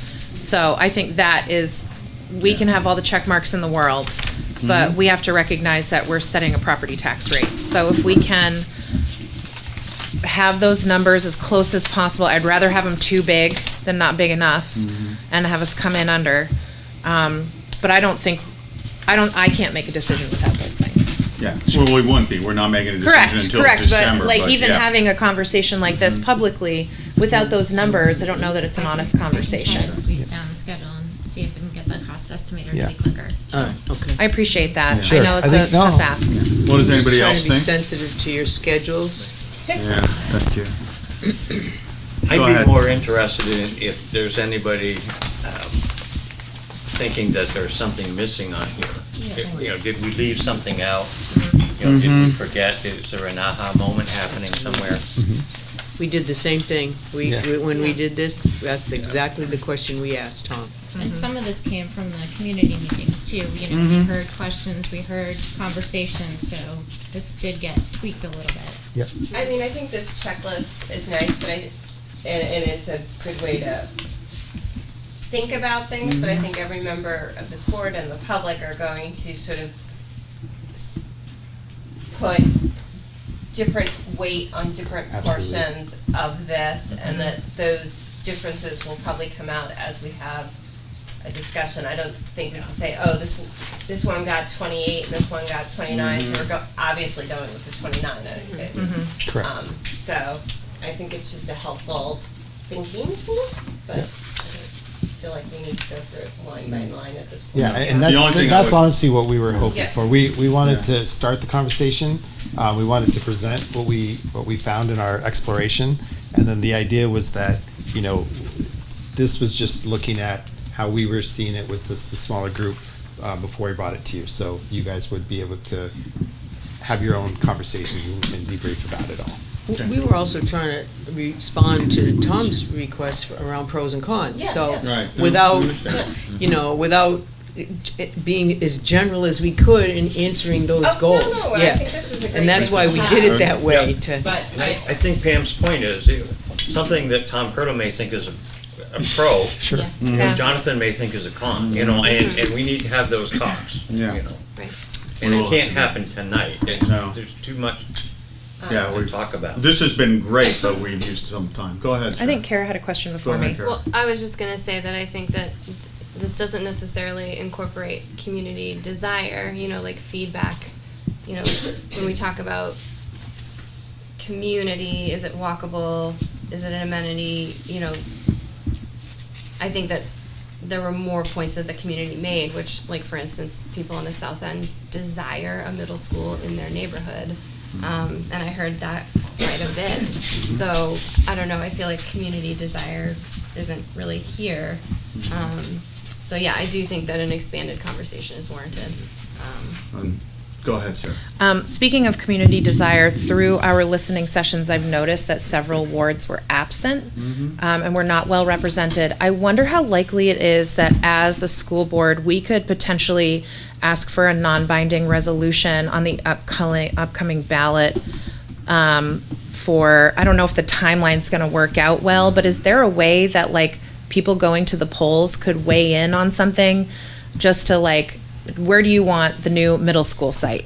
Not have it be a determinant of where it goes, but a way for us to, like, take community temperature? So I don't think we can get it at this election. We're way. Yeah, I think we're way behind, but it was an no, idea that along was with brought up to me, and I was listen, like, oh, that would have been wards 1, great. 2, and 3 would like a school in our part of the town too. We have a We would love to hear desirability. from them. Yeah, exactly. There's lots of Exactly. folks we haven't Well, heard Maybe from. we should have a meeting at that end of town instead of. Let's do it, these Jim. ends. Yeah, I think. I'm there. I think if that end of town would be great. Beaver I Meadow. just want to say that I'd like a Mercedes, okay? And I'd like Think to win the about that. lottery. I Yeah. mean, you have to consider the wishes that are beyond the scope of what you're trying to accomplish here, so be careful with that, you know? I Well, I think it's just, very clear, that there's no way we're gonna make everybody happy. you're not. There's- it's and- not going to happen. And I always worry about us, like, taking the temperature, at least because when you take that temperature and then you all make a decision that isn't the same as the temperature, you made decisions based on the facts. You spent hours on this. So, it's more than, I just wanted a Mercedes, That's all. I agree. I'm trying to be careful Go about. ahead, Pam. I have a running list of things that I think we've asked for before we meet again in a work session. I don't know if others have. That was costs, estimates, the results of the traffic study, the results of the sewer capacity study, the number of students eligible to ride the bus to both locations based on the current population. Were there other things? I'd like to know the length of the driveways going in that would be off the road. and looking at it without Abbott Downing's playground being taken. Or for that matter, which Or for broken broken. grounds. Yes, I wanted, that was the one thing I was gonna say, and I agree with Pam on that, is that if you were looking for another category here, I wanna make sure we're not impacting the elementary schools. Or at least minimizing that impact as far as, definitely, I don't wanna take ground from the elementary schools. So we have during construction, it's but there, maybe it should be more generalized. Yeah. It's up under education. Yeah. Yeah, minimize the impact of existing schools during construction, but it could But just be. not only during Yeah. construction, Just I'm minimize talking it there. about, those, elementary schools at Millbrook and Broken Ground and at Abbott Downing, need their space. They, I agree. I'm sure several of you remember the young lady from Krista McCullough who wrote me a very good letter, a fifth grader, who just said, kids need play space and we don't have it, right? And it was a very good letter and a very good point. I actually had a lengthy conversation with several current middle schoolers who said they would like playground equipment at their school. I've heard that too. That The cafeteria. eighth graders like swings too. Sure. And then the distance between Abbott Downing and the new building and the distance between Millbrook and the new building at the closest points, I think. I'd also like, one thing I don't see here in Wetlands is, right now, the Runlet site, the South Street site, uses Abbott Downing's entrance. Is there a way to make a separate entrance like at the Broken Ground site? Because, yes, one school starts 45 minutes before another school, but there are people going in and out of there and driving through that all the time. And, they overlap. Those schools are in the session the same amount of time, and or at least a good portion of the day. And I think, having that be the same road is not a good thing. So is there a possibility to either make, Abbott Downing's entrance different or make the, and I don't know if it is because we're on a site, we're on a very site. If you reintroduce the middle road, you could make that the parent drop off and the bus could still come in the top. I wouldn't keep the middle road the way it is now though, because that's. Well, it'd one of the only be biggest for issues. Runlet at that point. You would change it to Well, only be for Runlet. Yeah, but right now Runlet is that, they call that the drag strip for those 2 lanes going through there. No, I'm just saying that would be one That way is to the do thing, it. and then Is that on your the bicycles? last Safe Routes to School analysis said that was our most dangerous Right. site because of Abbott Downing and the Runlet School with that road going through there. You don't have a that's choice right. if you're at Abbott Downing and you pull in the front parking lot. You have to go out that way. You Yeah, can't I go know. out the other way. Just be creative and Sure. let me Yeah. know. It's Yeah. a You curious, don't have a because it is choice. one of the Fix that. advantages that you have at the other You're not site into it, you get that caught. is You get- different I've than pulled out this, and I that wanna way see a if few it's times. possible to I be didn't Yeah, wanna we go can- all the way at the around. South Street Those site are and rough. still have that. We can look at it. I feel like the It's not Runlet good. site is challenging that every time you gain something, you're gonna lose something because of it. So you may lose a field, there's a lot of give and take on that site, whereas Broken Ground site has more space, right? So there's more room to work around Okay. the parts and pieces. Jim, Yes. maybe Tom? we could ask Jay to meet with the elementary principals who are involved and see if there's any sort of idea for overlapping of field space in the event we want to do it or need to do it. That could be done. How they would feel about it. How'd they but- feel about it? I mean, there may be times that Abbott Downing says, we're just never gonna be out there, during this time, and we could have some space then. It's very, Just a Venn diagram kind of sharing. Sure. yeah. We could have our landscape architects take a look at this too, with those kind of goals in mind. Is there a way to create a fenced play area space behind Abbott Downing and still keep those amount of fields? Like, there may be some shifts that could happen Yeah, better those are than the, what we those could are the do. people that are gonna really matter about. And then if How Broken we Ground do it. wouldn't mind flip-flopping, and if they thought about using the fields, north on the site, and the middle school kids used that zone of, like, existing fields as theirs, maybe that would help. You could also create fields behind the school to the north. Yeah. And I know looking at the fields, making them as multi-purpose as possible is great, because in Concord, I believe currently the field hockey team plays at Rollins Park. Yeah. And I'm not sure if the middle school has a field hockey No. program. We do. Yeah. There's one. So if there's ways to make the soccer field and field hockey Yeah. adjoined or to provide more options. Yeah, Right. so our striping is, Rollins. we try to stripe just to give a scale of what can go there. Got it. Soccer fields are the biggest, so you can imagine that you can Size chalk down. lines however you want. If it's a turf field, you would have multiple stripings. Okay. But you're correct. Any field would be a multi-purpose field. Thank you. And I do appreciate your point with regards to the track, because the high school track team is at Memorial Field Yeah. after school every day, except when they have an away meet. And I don't even know when the middle school would be able to use They that do track. use it, but. yeah. They do it, but they don't, I don't know that they have it, so, and the middle school track program does have scores of students. Yes. That's very, very popular, so I'd want to make sure we considered that. As someone with a history, Wherever. Wherever it's especially, sorry, Jim, Mhm. at Broken Ground, there is a track there currently. The Yep. PTA, This track right here. parents and the Yep, it's staff around that little field. raised a lot of money to build that track Mhm. in memory of a teacher that passed away.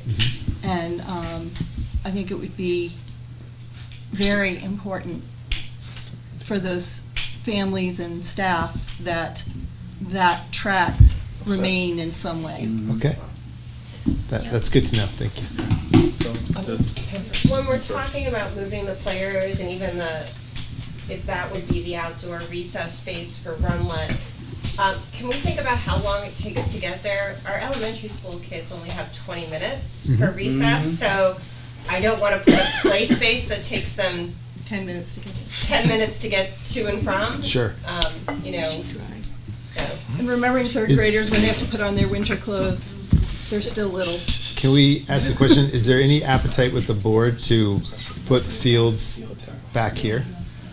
I feel like the more we take away, I It's- don't it- I don't it think is a- there's it is a- appetite. It is I don't a, think- it is a I don't trade-off. really know, It's a because you trade-off. Taking keep trees those from the front trees. to do it too. Correct. The trade-off is Still the, take Take trees. these trees, Right. and you're not, these trees. And it doesn't disrupt the elementary school. So there's a lot that's of a good point. option there. Yeah, and There's an we- awful lot of options. we did look at options like that, but one of the goals was preserve green space. So we were actively trying to, condense the footprint of Do we this. have our old options right here?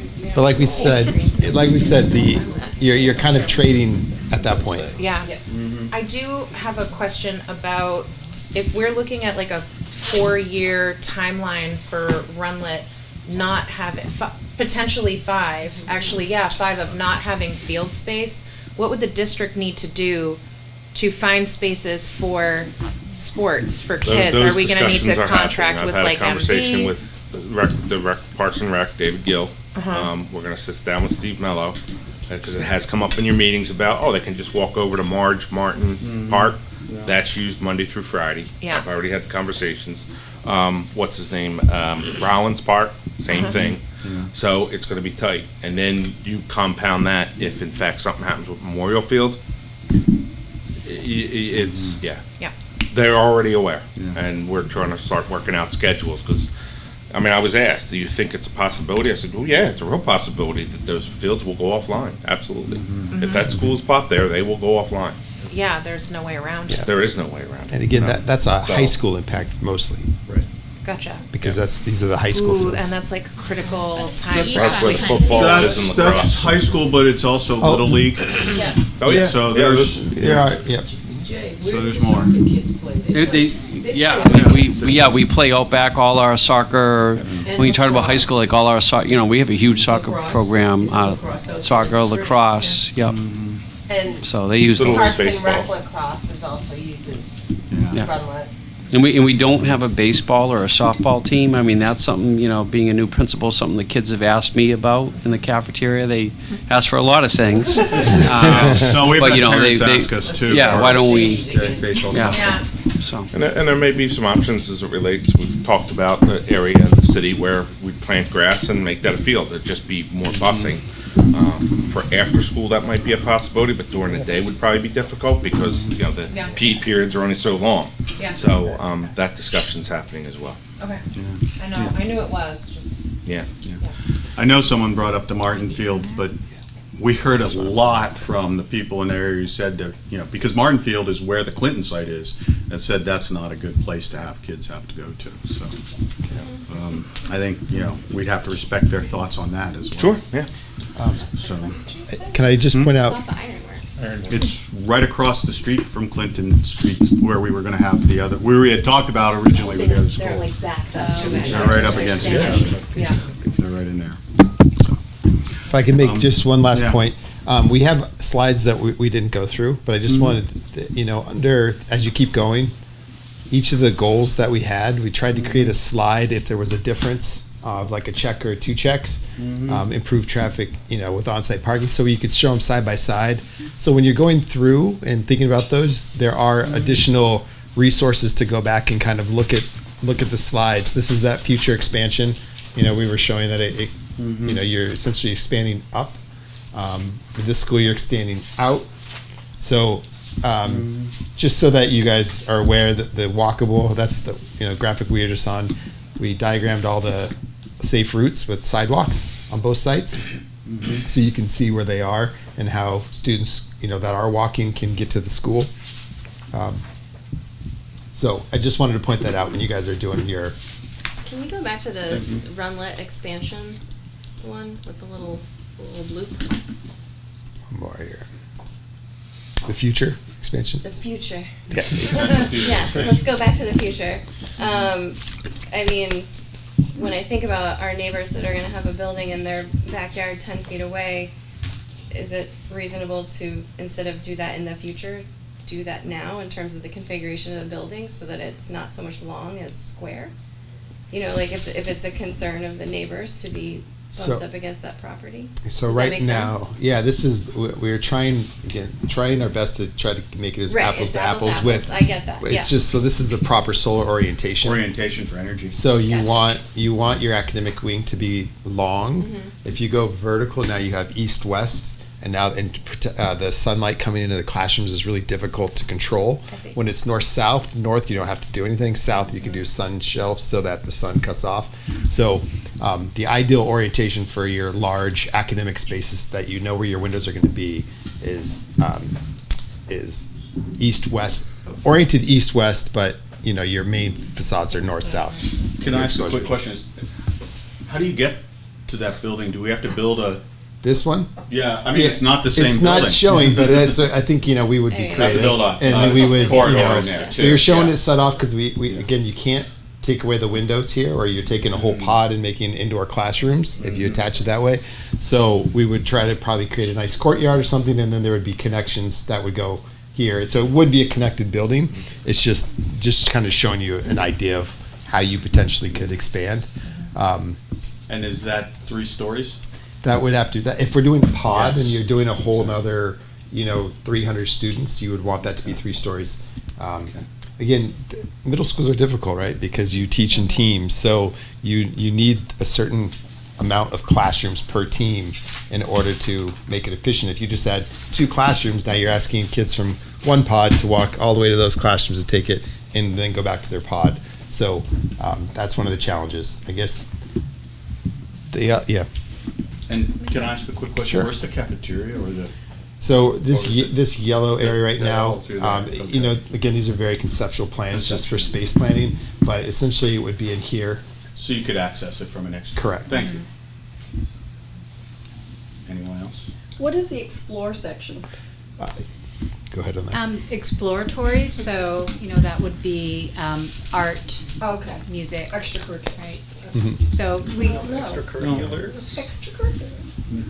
Yeah, that's what we. It's integrated, yeah, it's significantly integrated. Integrated, right. School, That's but- the take. Okay. Co-curricular. But not- But it's- Co-curriculars are what I think we call them now.